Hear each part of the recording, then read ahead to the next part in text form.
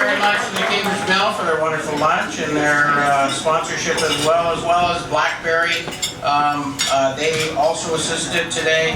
But I want to ask you to give a special round of applause to our two presenting sponsors, and that's Manulife and Sun Life Financial.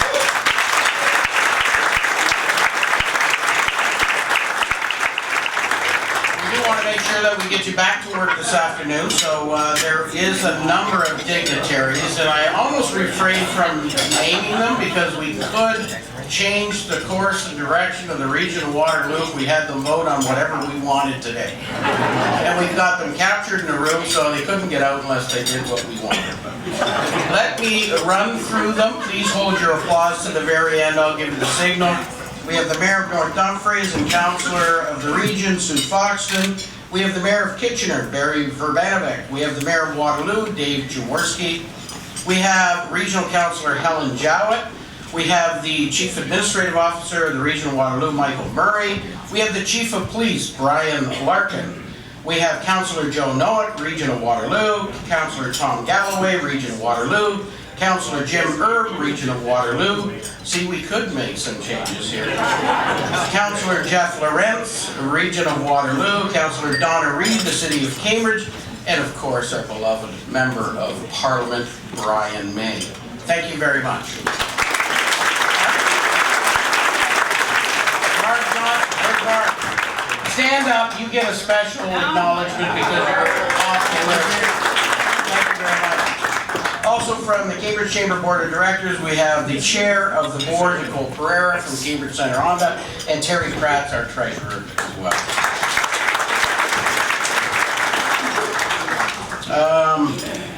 So it gives me great pleasure to introduce to you the President of Sun Life, who is going to introduce our guest speaker today. Please welcome Jacques Boulet.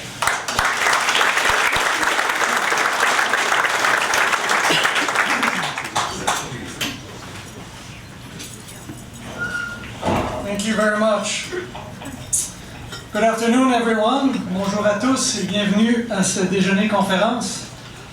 On behalf of Sun Life, I would like to thank you for being here today. We are proud to be sponsoring the Federal Leader Speaker Series and to be partner of the Greater Kitchener-Waterloo Chamber of Commerce.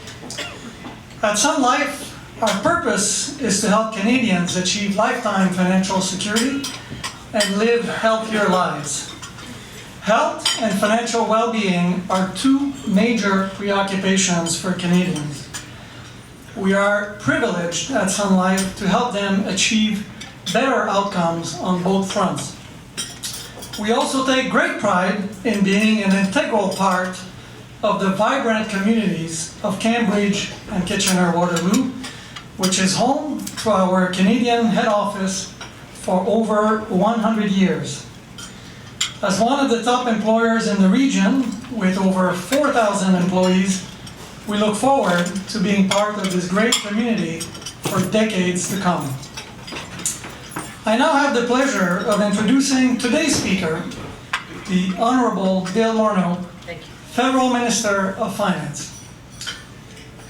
William Francis Morneau is an accomplished business leader who has been an active volunteer in Toronto Centre for more than 20 years. When consulting and outsourcing company Morneau Chappell was founded, it employed just 200 people.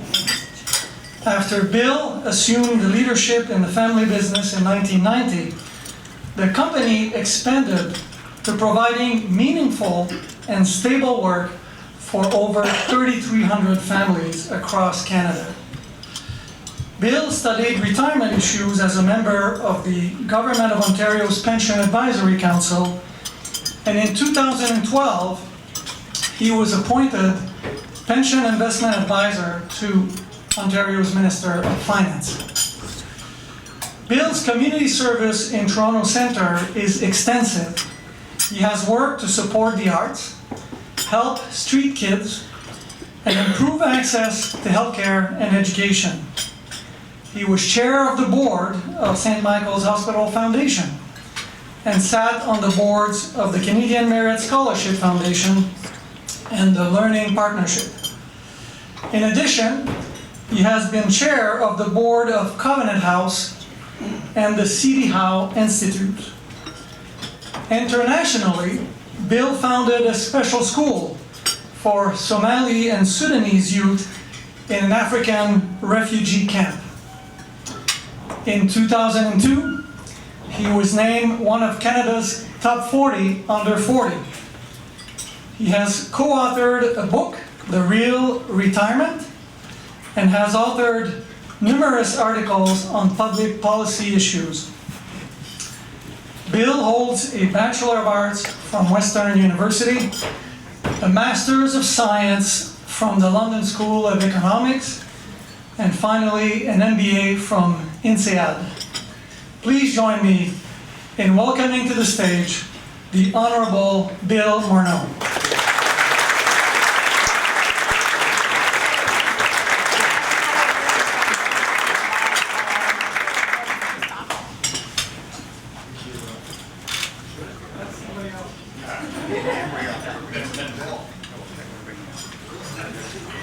Thank you very much, Jacques. It's a really great pleasure to be here with all of you this afternoon. For those of you who don't know Jacques well, he also, during the course of his career, was one of my competitors in my previous business life. So we've known each other for many years in very good settings, I'd say, and had a good opportunity to get to know each other over the course of many years. I have to say, coming to the Kitchener-Waterloo region and seeing the Mayor of Kitchener and the Mayor of Waterloo sitting at the same table is almost as heartwarming as seeing the President of Sunlight Canada and Sunlight Emmanuel.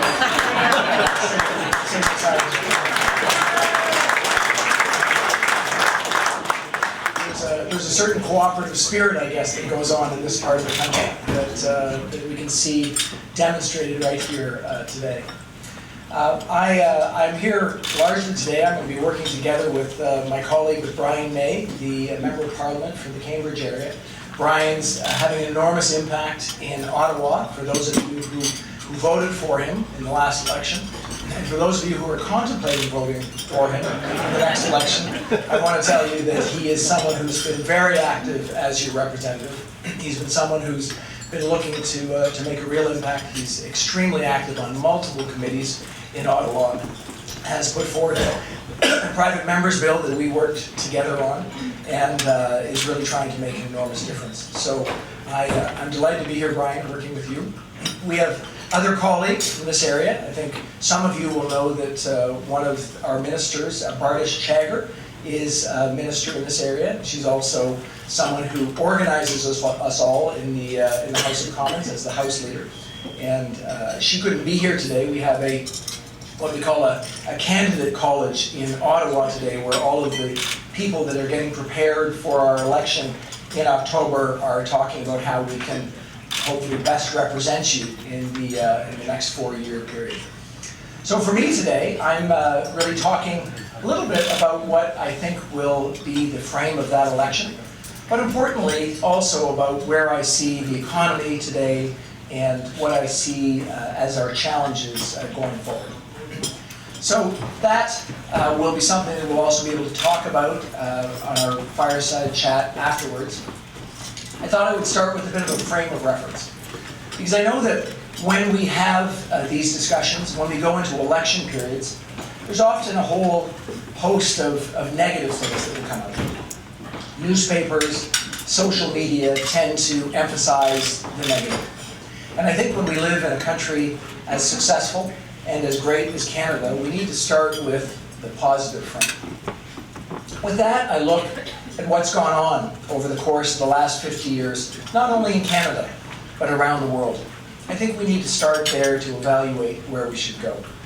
Over the last 50 years in the world, we've seen extreme poverty go from about 50% of the global population down to about 9% of the global population. People like our leaders from Sun Life and Manulife will tell you that life expectancy's changed dramatically. On the planet, life expectancy's gone up about 12 years over the course of the last 50 years. There's more people living with access to electricity, education, and clean water today than ever before.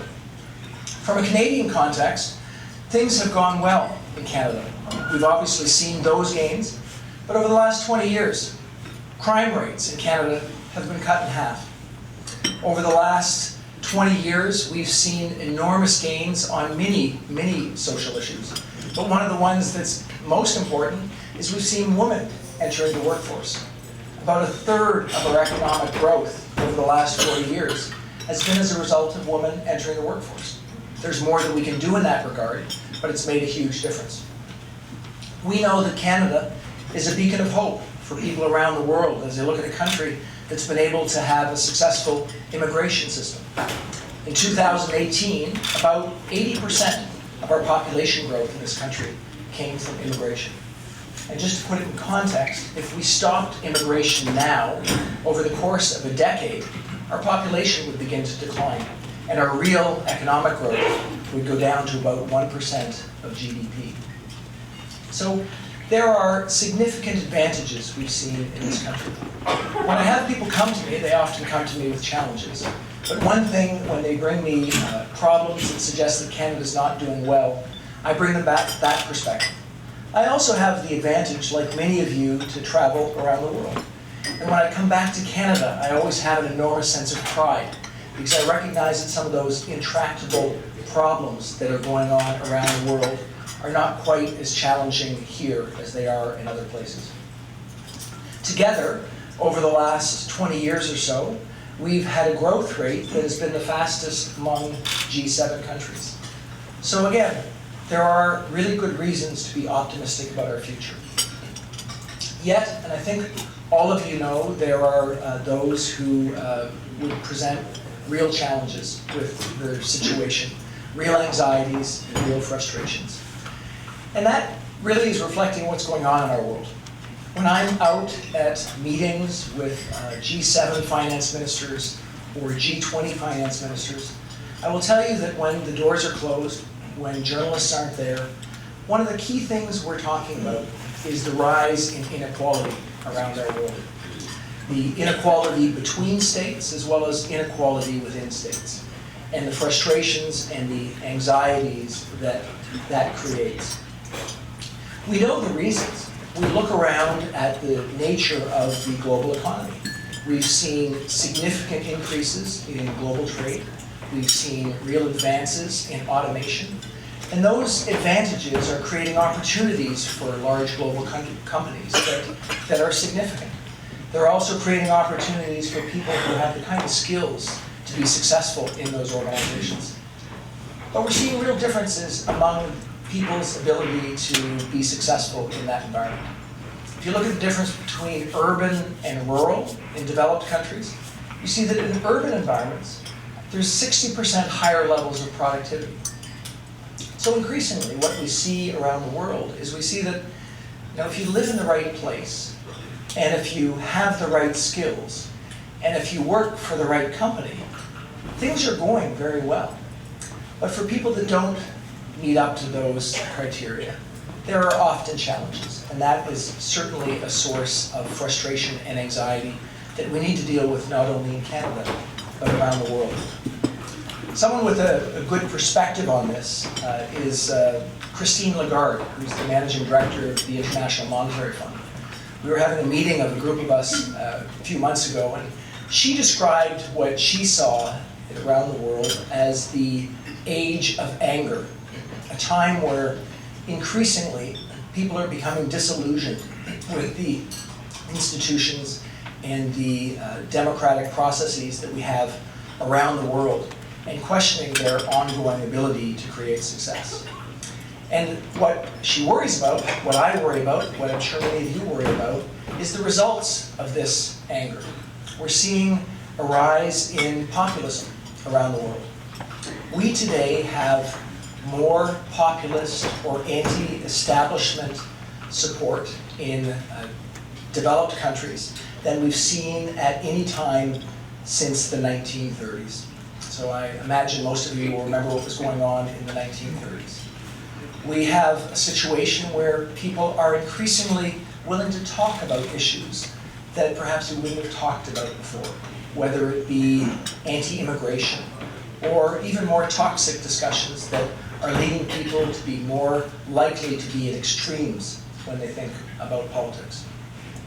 The most vivid example of this we're seeing unfold right now in the United Kingdom with Brexit. And it's not a surprise that when you look at Brexit, that the voting patterns were very much along the lines of how much people earned and where they lived. So you see that those challenges are happening within our societies because of the different nature of the rewards and how they're being distributed to people. Now we might think that in Canada we're immune, but I will say that we should look carefully at that because we have a new right-wing splinter party, and in our last by-election in Burnaby South, Maxime Bernier's party got 11% of the vote. And it's allowing people in Canada too to talk about issues that are potentially imperiling some of our huge success. I talked about our success around immigration. And if we have people talking about anti-immigration, or as was the case in the last election campaign, barbaric cultural practices, it imperils our ability to continue to live together in harmony. And of course, I look at it and say it imperils our potential for economic success. So we look at those issues and we realize that the people who are having those discussions, they're not talking about the real things that are causing challenges for people. They're not talking about decline in retirement programs. They're not talking about income stagnation. They're not talking about job insecurity. They're not talking about the rise in household debt. We have right now in Canada $1.70 of household debt for every dollar of income among Canadians. They're instead talking about other things. So we realize that the only way that we can move forward in a constructive way to be successful in this country is if we actually get at the real issues that we need to get at to deal with these challenges. And that really is the frame of what we came into office in 2015 to think about. We started off by thinking directly about the issues that we see people facing. We immediately lowered middle-class tax rates in 2015. And you're going to hear a lot of debate about this in our upcoming election, but the facts are there. We took the tax rate between $45,000 and $90,000 and we lowered it by 7%. The debate, of course, was that we raised taxes on the wealthiest. But at the end of the day, what did that do? It meant that for 9 million Canadians, we ended up with lower taxes. And then we moved forward and we put in place the Canada Child Benefit. And this was a benefit that was put in place for families raising their kids up to an income of $150,000 in family income. And it means that 9 out of 10 families now are better off than they were back in 2015, about $2,000 on average after tax. We then put in place the Canada Workers Benefit. And what this is intended to do is to help people to get off social programs and into the world of work. We know that in a situation like we have in Canada, where we have a demographic challenge, we have more people now over the age of 65 than under the age of 15, that we need to get everyone out and working. So this was intended to make sure that we create incentives for work. And I'll tell you that these two programs alone, the Canada Child Benefit and the Canada Workers Benefit, means that we've had an enormous amount of success over the course of the last 4 years, both in reducing poverty in our country and in reducing unemployment. Where are we just 4 years later? Well, we have taken 825,000 Canadians out of poverty in under 4 years. That's, I want to tell you, that's 300,000 children that we've taken out of poverty in just under 4 years. So our poverty rate has gone from about 12.5% down to around 9%. Now there's more to do, but that is a significant change in our economic opportunities. We've also, of course, had a really significant impact on unemployment. We had about 7.1% unemployment back in 2015, and now we have an unemployment rate that's somewhere around 5.5%. The lowest level of unemployment we've seen in more than a generation. And one of the reasons when I go to a roundtable like I was at a little earlier today with some of the people in this room, that we're talking about the real challenge around talent and gaining talent. because we have so many Canadians now that are employed. About 1 million new full-time jobs over the course of the last 4 years. We've done some other things, though, that we think are also important for the long term. Got together with all of the provinces to negotiate an increase in the Canada Pension Plan, recognizing we want to make sure that people have the ability to retire in dignity. So that program is coming into place starting this year. It will make an important long-term difference in people's ability to retire in dignity. We also recognize that as we think about future prosperity, we always need to be listening to business. So over the course of the last few years, we've tried to make sure that we acted on the advice we got from business. As was the case this morning, and it has been the case for many, many meetings I've had with business leaders. They talked to me about the importance of skills and talent. So one of the first things we did was we increased grants for low and middle income Canadians for university, knowing that that was an important way to ensure we get the people into universities and colleges so they can get the training that they need. We increased funding for apprenticeships, so the people that want to go into roles where apprenticeships are important have the capacity to go into them. One of the things we've done most recently is we got together with the Business Higher Education Roundtable Group to focus on how we could invest in ensuring that a model that's really been very much a part of the Kitchener-Waterloo success, which is cooperative education, can be national. So we've committed to investing in enough cooperative education spots so that every student in Canada within 5 years that wants to have a co-op will have access to a co-op. And that's working together with business. So we know that we need to think about these things in order to get people into the workforce. But we also recognize that we need to make sure that people have the kind of training that they need for the long term. So in my most recent budget, one of the things we introduced was the Canada Training Benefit. And what this is a benefit that we put in place. It will allow every Canadian that's working, every 4 years, to take up to 4 weeks off and to have a tax credit, which will be $250 a year, or about $1,000 every 4 years, so they can get retrained. They'll be able to have employment insurance during the time they're off if they need to continue to pay the rent or pay for the groceries. But we recognize that not only do employers and companies need to be able to bring people, talented people from universities and colleges, but we also need to think about how people stay up to date on their skills and workforces remain capable of actually addressing the significant challenges for the future. So these were some important initiatives. We recognize, though, that thinking about skills means that we also need to think about the kinds of job opportunities. So we've doubled down on research spending. There's a couple of key university people, at least in this room, that know that we made significant investments in research across Canada to make sure that we continue to be a leader in science and innovation over the long term. Of course, not only are there the things that you decide to do, but there's things you need to react to. So over the course of the last 4 years, we've had some interesting challenges with our neighbors to the south. One of the changes they made was, of course, in their tax rates. So we responded by looking at our own tax code to make sure that we could ensure that businesses were able to keep up to date, to continue making investments in the face of changing taxes in the United States. What we did was we put in place what's called an accelerated capital cost depreciation approach, which means that businesses, for the next investment they want to make in Canada, are 5% advantaged against the tax environment in the United States, knowing that we need to continue to encourage people to make investments here for our long-term future. We also, though, were faced with some trade challenges from the United States.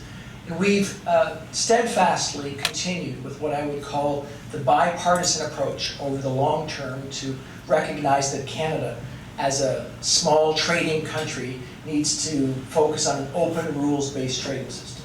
So over the course of the last 4 years, we've completed or renegotiated or negotiated new trading arrangements with CETA, with Europe, to make sure that we have an approach to trading with Europe, with Asian countries, with the CPTPP, or as all of you saw because of the very, very, very many newspaper articles, with the US, with the new approach to NAFTA. These are critically important, of course, and it leaves us now in a situation where we have trading, advantage trading with 2/3 of the global economy. And we are the only country in the G7 that has a trade deal with every other G7 country. So we're going to continue on that approach to trade. One of the things you'll see, because this session today is about the election, is a bit of a difference of opinion in this area. One of the things I was most disappointed to see from the Conservatives and from Andrew Scheer was that they actually came out in favor of Brexit, which I found incredible when you're representing a country that needs to be focused on an approach to trade that can create a long-term advantage.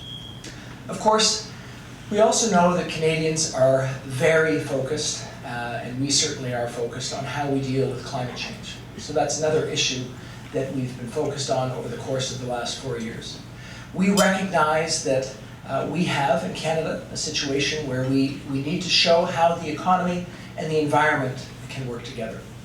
We think it's entirely coherent that we can say that we can drive down carbon emissions in our clean resource, in our oil and gas sector, that we can move our resources to international markets so we can be part of a drive towards a lower emission future.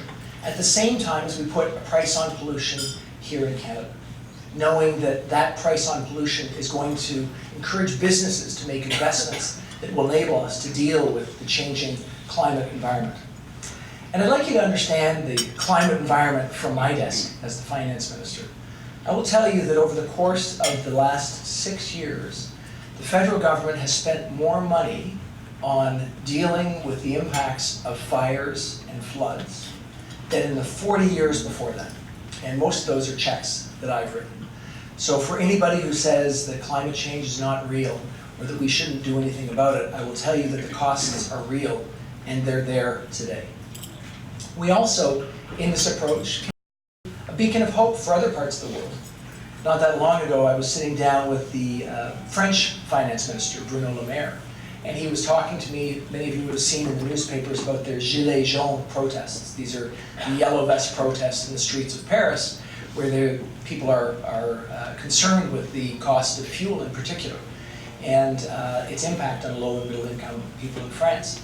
Well, when I said to Bruno, I said, well, what we decided to do is we said we're going to put a price on pollution, but we're going to commit and legislatively commit to sending every cent on the dollar back to people. So we're going to do that so that people get the money back, so they get the price on the pollution, which means they're going to seek to find ways to be economical in their approach to carbon emissions, but they're going to have the money back so they can decide how to best spend that money.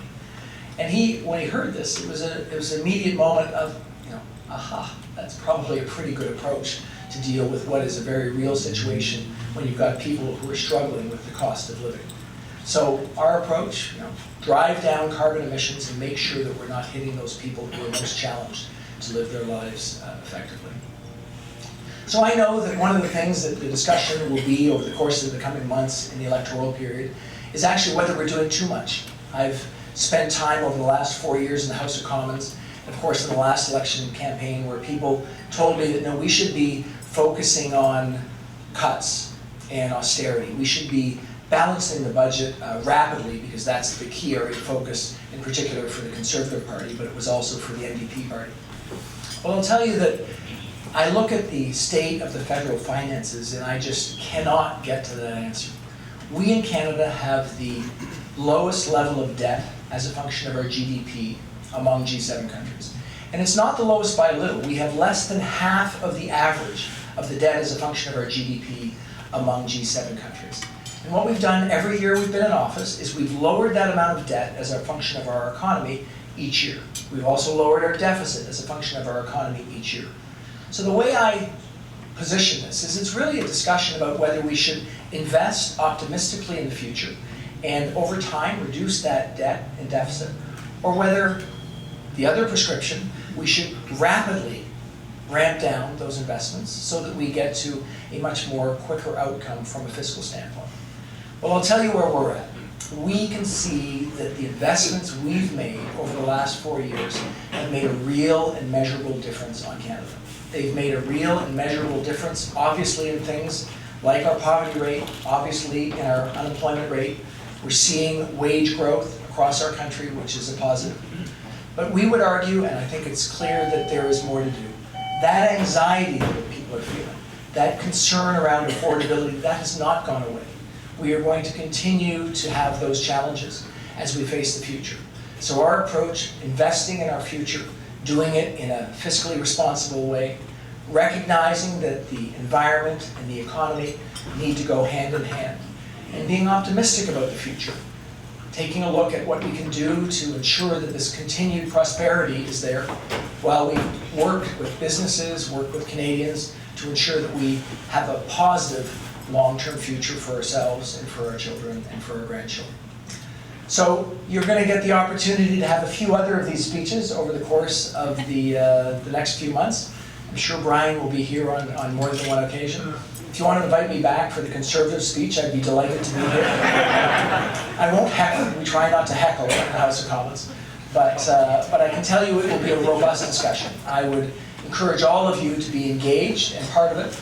And I would say that I'm optimistic about our future as a country. I look around the world and I see in Canada a country that's addressing these very real global challenges head on. We need to be a beacon of hope, not only for Canadians, but for the rest of the world, that faced with challenges, we can address them, and we can overcome and continue to be successful. So thanks for listening, and looking forward to it. On behalf of Greg and the Cambridge Chamber of Commerce and the Board of Directors of the Greater KW Chamber of Commerce, your presence here today and for making time for us. Greg and I put this series together at a number of different, both with provincial leaders but also federal leaders. This is important for our community to have all the information it needs to make in advance of the federal election. Greg and I also work very closely, as you might know, with the Canada's Innovation Core Business Council, which are the eight chambers of commerce between Toronto and Waterloo region, because the issues are not specific to just us here in the region of Waterloo, but we're interconnected with Toronto. And so the lead up for some of the questions I have would be coming from the Vote Prosperity document, which is the Canadian Chamber of Commerce, 450 chambers from across the country, a very fulsome election document. I know you have regular conversations with Parent Beatty. And those themes generally, and you've touched on a number of them: taxation, regulatory burden for small business or for business broadly, trade and trade agreements, support for small and medium-sized enterprise, the Connected Canada, skills and talent, as well as pharmacare. So you've touched on a number of those, but I want to start with talent. In our roundtable today, it doesn't matter what business sector, whether it's the tech companies like Vidyard or Google or BlackBerry, whether it's Manulife or the manufacturers like Toyota. Talent is the number one issue that is affecting them in terms of getting the right people for the right jobs with the right skills. So you talked a little bit about that. The second part that you did mention as well is work-integrated learning opportunities and having the future of work and future of work and learning that Communitech is spearheading with some of our leading companies like Manulife and University of Waterloo. Those are both really important aspects of how we get young people the talent they need, how we continue to skill up, and how we get the talent to the right place. Maybe talk a bit more in detail about what are the specific things that the federal government's going to do to support that. We all know that's coming and that's here right now. What are the pieces that the federal government can do to support that? Well, I mentioned some when I was speaking just a moment ago, but I think when we start with this question, I think we need to start with the framing. We in Canada are in a very good position when you look at our competitiveness globally in terms of people that go to post-secondary institutions. So college and university, we are at or near the top of OECD countries in terms of our existing education. However, there are places where we continue to have challenges and where we can do more. So I talked about our focus on grants for students, undergraduate students at college and university. In our most recent budget, we also put in additional grants for students at a graduate level. We actually do not have the same level of graduate school and PhD attainment as we need to in Canada. And as compared to OECD countries, we are not yet a leader in that area. So that's a place where we need to focus, recognizing that in many of the opportunities that will be coming out of a place like Kitchener-Waterloo, that higher level of education will be important. But for most people that don't seek to do that, the work-integrated learning, as you mentioned, is going to be critically important. we looked at the ways that we could do that and recognized that the government really can't do everything. So we put in place an approach that was a twofold approach. The federal government focusing on funding that can help to have more co-op spots ourselves. And then, as I mentioned, the Business Higher Education Roundtable came forward with an approach that would allow us to lever some additional funding to get to what we expect based on demand is literally we'll be able to, in about 5 years, have everybody have the access. Obviously, not everyone will seek to use that access. Trying to create people more job ready at the time that they're out in the workforce. So there's going to be more work to be done. We obviously are going to be dealing with challenges from a provincial level. Most of education is funded provincially. One of the issues we've seen most recently is the Ford government has made some cuts to those same grants that we've tried to increase. So that will be a headwind that we'll need to face up to. But we are absolutely committed to continuing to think about how we can ensure that we have the skills and talent needed for all sectors of the economy, but in particular some of the sectors that require higher education, like the sectors largely represented in this room. Well, and there's open jobs in every sector. We talked about this at the roundtable. In manufacturing, technology, financial services, agriculture, there's jobs available. So one of the pieces that connects talent is infrastructure, and specifically we call it the ethanol pledge here in regional Waterloo, which is, are you in support of all-day two-way go? And what, no, but we know the federal government has been very supportive and made investments and will continue to do that. Maybe talk about the importance of that as it relates to getting people across the innovation corridor from Toronto to Waterloo, using transit and transportation, because that is incredibly important to harness the talent that we know is out there and match them with the jobs that exist.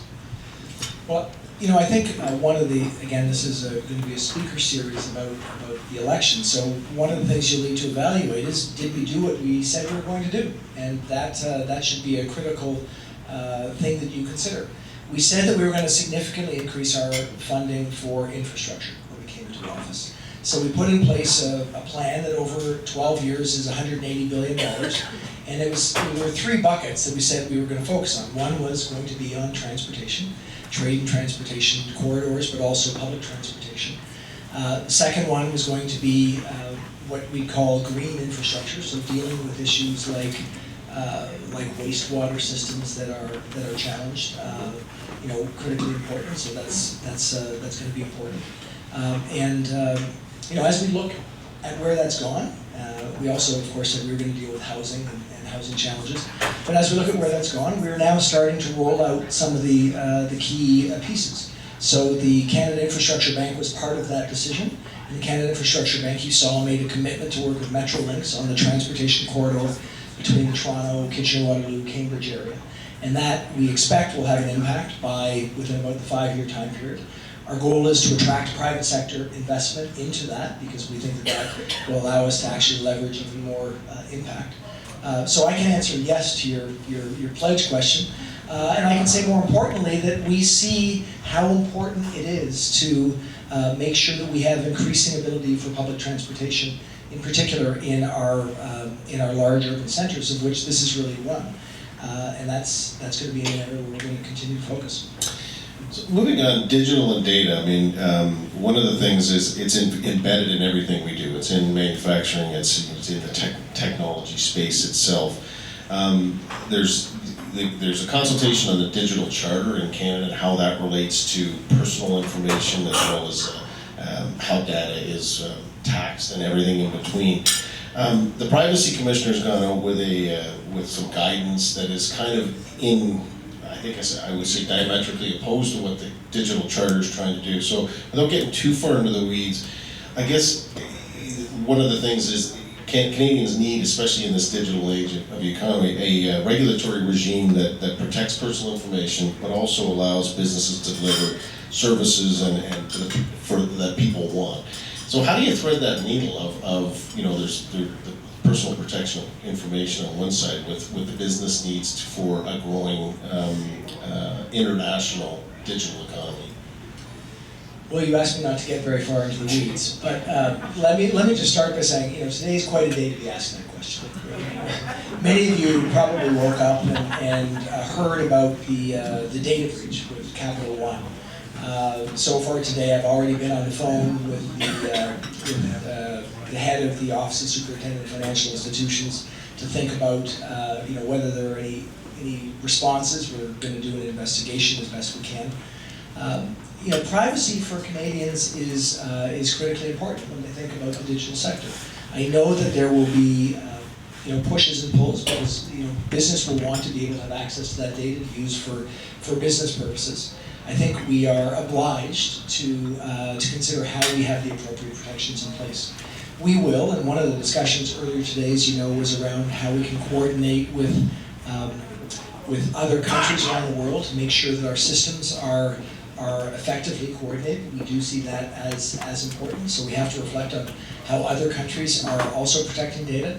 And I will tell you that even at the finance minister and central bank governors meetings, this is a constant area of focus, because we worry about things like money laundering and terrorist financing, all of which are enabled by some of the same issues around data. So today isn't the day we're going to get to answers, but I can tell you that I imagine there'll be significant citizen engagement and continued discussion around how we get this right. Pharmacare is a huge issue for all Canadians. I mean, the notion that Medicare is available to all and that people have access to pharmacare is the next logical step. I think there's general consensus that we need to close those gaps. Obviously, in this neck of the woods with our friends from Manulife and Sun Life and the insurers, it's a huge part of our economy. 90% or so of Canadians have some coverage, and there's really some of the discussion is how do we fill that gap? How do we fill so everyone has that, so no one's left behind? Maybe talk a little bit about, you've got a report. What are the pieces that are most fundamental to that? Is it that it be a government-run program and have no private sector involvement, or is it really about filling the gap so that everyone has access to pharmacare? Well, I'd step back and talk about principles first. We see that the two challenges that we're facing up to. Number one is that our system is, in the world, we are roughly third in terms of most expensive pharmaceuticals after the United States and Switzerland. So that's not a group we want to be in that particular situation. And we, as you mentioned, we have Canadians that don't have access to pharmaceuticals. So it's obviously a critical part of our healthcare system. So those are the two problems we're trying to solve for. We've made inroads already in trying to solve them. So in our most recent budget, we talked about funding so that we can get to a national formulary approach, so that we can deal with a sense of global buying power among Canadians, so that we can actually deal with the cost issue, which we think is instrumental. And in terms of the coverage issue, we need to get to a national access to pharmacare. We've got a report that suggests one particular path. We're evaluating that. But we are very conscious of the fact that in any conclusion we get to, there's no simple answer, because pharmaceuticals in this country are provided, obviously by employers, but also province by province by province. So we are going to need to negotiate with provinces to get to a situation where we can actually get to some sort of a national approach to having access. And that process has not yet begun. You've already seen some provinces come out with their points of view. So we are going to have that negotiation and work towards getting to a conclusion on those two issues. So I'm not going to opine right now on what that conclusion will be. I will say that I believe that Canadians would broadly agree that we need to have a system that is much more cost effective, and we must have a system that allows everyone to have access. And those are the two goals that we're committed to achieving, and going to have to do a fair bit more work to get to a conclusion on exactly how we can do that in concert with the provinces. Moving on to everyone's favorite topic, taxation. The Trump administration a couple of years ago had massive corporate tax cuts, blew a hole in their deficit that is out of control. You've done some changes in the tax it relates to business tax and personal tax. One of the things the Canadian Chamber has called for many years, frankly, is a Royal Commission on the taxation system. And we talked about this on the radio show. We haven't had a full review since 1960 or thereabouts. So maybe talk a little bit about the importance of to some degree, a patchwork system. What are the things that we can do to sort of get our arms around really modernizing the tax system that works for individuals, works for business, incents entrepreneurs and job creators? So I always like this question because, so what other things that we haven't done since 1960 should I take on? I'm just wondering. So in the last 59 years, every finance minister decided not to do this, but the Chamber's view is that Bill Morneau I should buy some armor, right? Like some plated armor so that I can take this issue on. That's It's been in our policy book for about 25 years. Oh, is that okay? So it just feels new to me. Yeah, okay. Look, here's the reality is we all know the tax system is complex. So we always need to think about outcomes of that tax code. What are the outcomes? What do we have right now? Well, we have an outcome where our business tax situation is very competitive with OECD countries, very competitive within the G7. Yes, the US lowered their rates. Now they lowered them to be competitive with us. As I mentioned, we changed our approach to capital cost depreciation, so we're even more advantageous to the United States. That's broad business tax. We've lowered our small business tax rate, so we have the lowest small business tax rate among G7 countries, very low among OECD countries. From a personal tax rate situation, where are we? In terms of middle-class Canadians, we are among the lowest, and if you're a single woman with 2 kids in Canada, you are pretty much at the very lowest level of taxation among OECD countries. So in middle incomes, we are extremely competitive. At the top end, we are not lower, but in a competitive zone with many of our competitor countries. People tend to compare us with the United States, which is, of course, at the top end, a valid comparison. They tend not to include the cost of healthcare, which is, of course, incorporated in our taxes. And they tend not to look at California and New York, but instead to look at really low tax jurisdictions. So if you look at California and New York, it's actually very competitive even at the very top end. So I don't actually buy the argument of the Chamber that the number one issue that I should be focusing on is a total revamp of the tax system. What I think we should be doing is continuing to make sure that our system is working, and that's what we will endeavor to do. We'll deal with problems when they come along, and the US change was a really legitimate problem that we needed to deal with because we want to make sure businesses stay competitive. And frankly, we should be spending more of our time thinking about that broad-based anxiety that people are facing. I mean, Canadians, notwithstanding the fact that they are better off today than they were 4 years ago, notwithstanding the fact that we have the lowest levels of unemployment in 40 years and wage growth that's now 3.4%, they're still feeling very anxious. They're still feeling concerns around affordability. We need to deal with those issues. Some of the reasons they're feeling that anxiety is because to get from Kitchener-Waterloo to Toronto might take them 3 hours instead of an hour and a half. That doesn't make people feel very good. So one of the reasons they might be feeling anxious is because they're worried that somebody stole data that might be their data. So there's many things we need to focus on, and I would argue that while the Chamber can keep talking about this for the next 25 years, it won't be something on my watch. We talked about fair and open tendering for 9 years, and we made some progress on it. So maybe before the next election. Listen, there's a couple of other things that have been again those problems that doesn't seem to be an answer to. A national securities regulator. I mean, we live in a country where we don't have that national system.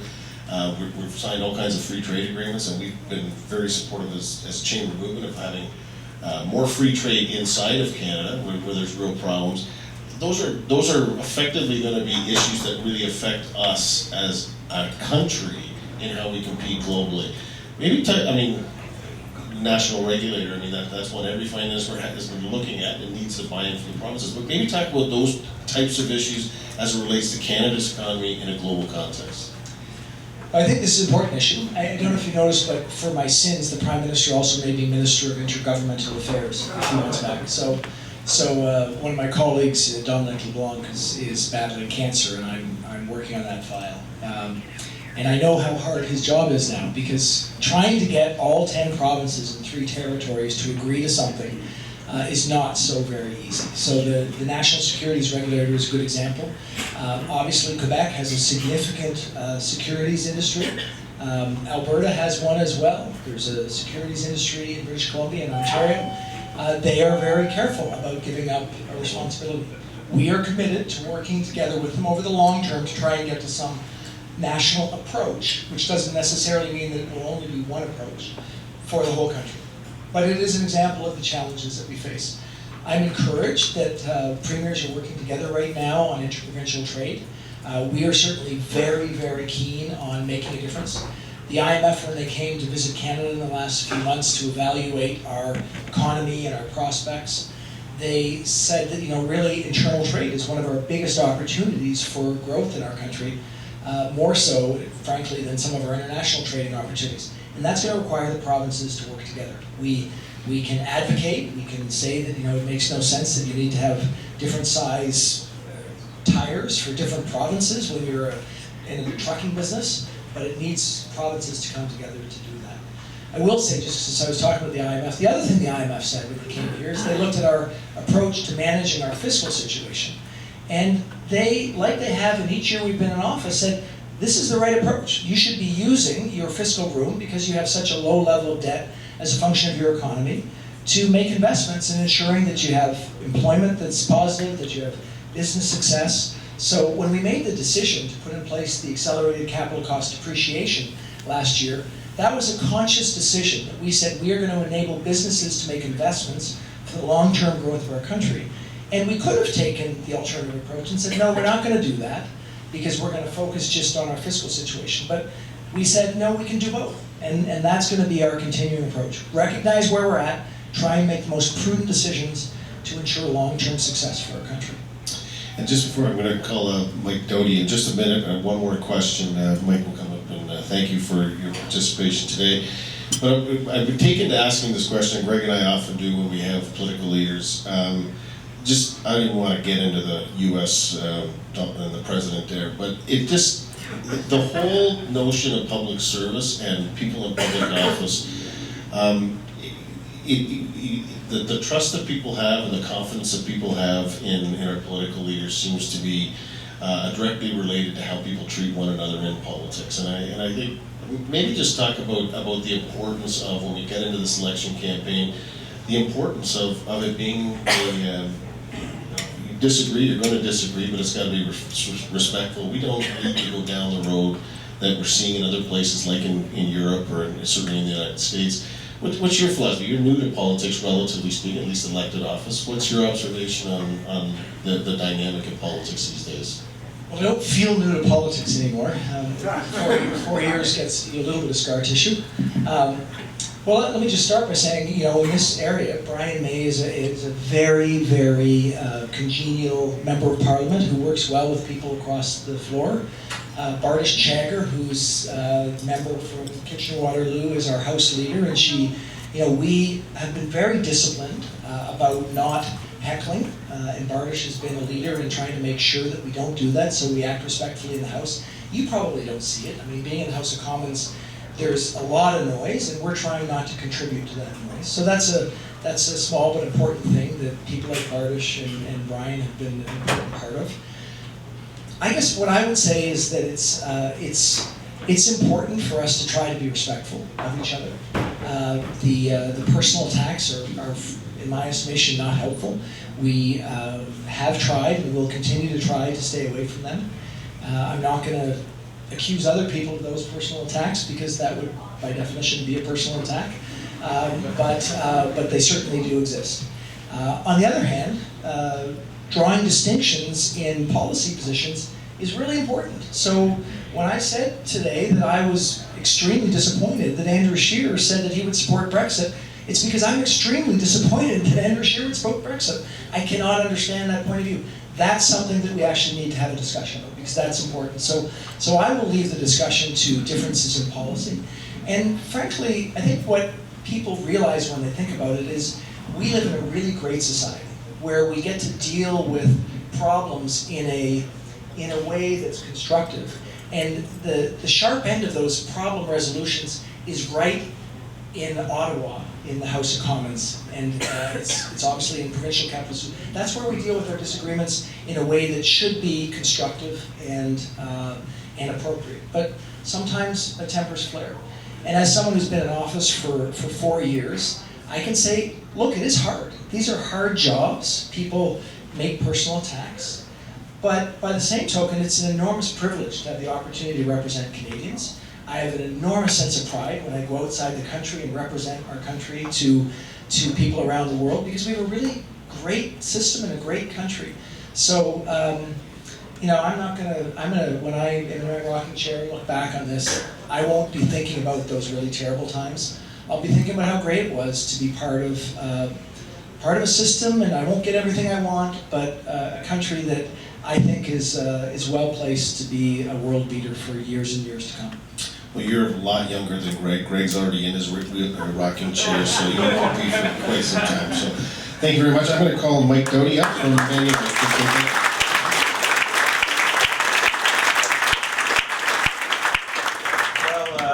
Minister Morneau, just thank you on behalf of all of us for taking the time you did to come and visit with us today. It was certainly interesting to hear your experiences and your insights on what's happening in the world, what's happening in Canada, and certainly your government's vision to continue to make this the greatest country on earth. I think a couple of things that struck home for me. I thought it was very interesting to hear your observations, which I agree with you, we don't do enough of, to stand back and see the progress that's being made, both in Canada and internationally, but also to recognize, as you pointed out, some of the disparity and inequalities that are emerging as we're in this rapid time of change, and I thought that was quite interesting. I also was struck by your comments on talent and reskilling and ensuring that all of us who are involved in business have the talent that we need to be successful going forward. So very encouraged to hear that. And lastly, as you say, we're going to hear different points of view. I'm sure not everyone even in this room agrees with everything you said, but I think one thing we will agree on is it came across loud and clear your optimism and your pride in this country, and so for that I think we can all applaud you. So thank you very much.